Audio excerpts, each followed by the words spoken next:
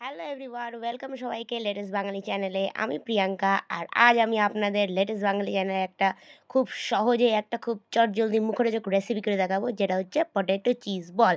আর তার জন্য সবার আগে আমি দুটো আলু ছিলে নিয়েছি। দুটো আলুতেই হয়ে যাবে। আর এটাকে কেটে এবার আমি প্রেশার কুকারে দিয়ে দিয়েছি, আর এটা সিটি দিয়ে রেখে দেবো। আর এরপর আমি একটু রসুন কুচি করে নিয়েছিলাম আর চিলি ফ্লেক্স, আর তার সাথে আমি না একটু জিরে আর একটু গোলমরিচ হালকা একটু ভেজে নিচ্ছিলাম, মানে রোস্ট করে নিচ্ছিলাম। এটাকে গুঁড়োও করে নেব।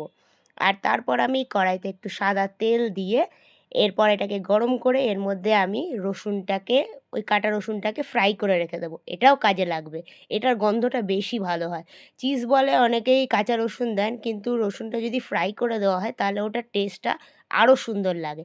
এই দেখুন কি সুন্দর গোল্ডেন কালার হয়ে গেছে। আর আমার বেশি কিছুই লাগবে না উপকরণ, ব্যাস এইটা। আর তার সাথে আমি চিজও দেবো। এরপর আমি আলুটাকে কাঁটা চামচ দিয়ে একটু কুচ কুচ কুচ করে নিলাম, কারণ এর মধ্যে কোনো রকমের ডেলা ভাব যাতে না থাকে। আর কত গরম চুলে দেখুন। এর মধ্যে আমি চিলি ফ্লেক্স দেবো, তার সাথে আমি দেবো ভেজে রাখা রসুনটা, আর তার সাথে আমি দেবো ওই ভাজা মশলাটা, যেটা জিরে আর গোলমরিচের গুঁড়ো ভাজা, মানে রোস্ট করাটা। আর তার সাথে আমি দেবো গ্রেট করা চিজ। তো চিজ ঘরে আপাতত যেটুকু ছিল আমি সেটুকুই দিয়েছি। মোটামুটি দুটো বড় আলুতে আমি দুটো চিজের কিউব দিয়েছি, ছোটো ছোটো যে আমুলের পাওয়া যায় ওইটা।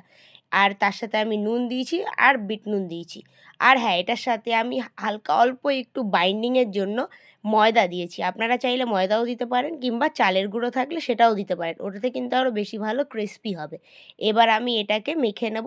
আর এটা কিন্তু ঠান্ডা হলে তবেই আপনারা এই গোল গোল করে বলগুলো বানিয়ে নেবেন। আমি হাতে একটু শুকনো ময়দা নিয়ে নিয়েছিলাম। আর তারপরে যার যেরকম সাইজ পছন্দ ওরম হাতে নিয়ে এরম গোল গোল গোল গোল গোল গোল করে আপনারা বলগুলো বানিয়ে রেখে দেবেন, একেবারে বানিয়ে রেখে দেবেন। আর তারপরে তেলটাকে কড়াইতে ভালো করে গরম করে এগুলোকে ভেজে নেবেন। তবে হ্যাঁ, আমি না প্রথমে কম আঁচে ভাজছিলাম বলে দু একটা ভেঙে গেছিলো, মানে তেলটা ভেতরে ঢুকে গেছিলো। আপনারা কিন্তু হাই ফ্লেমে ভাজবেন।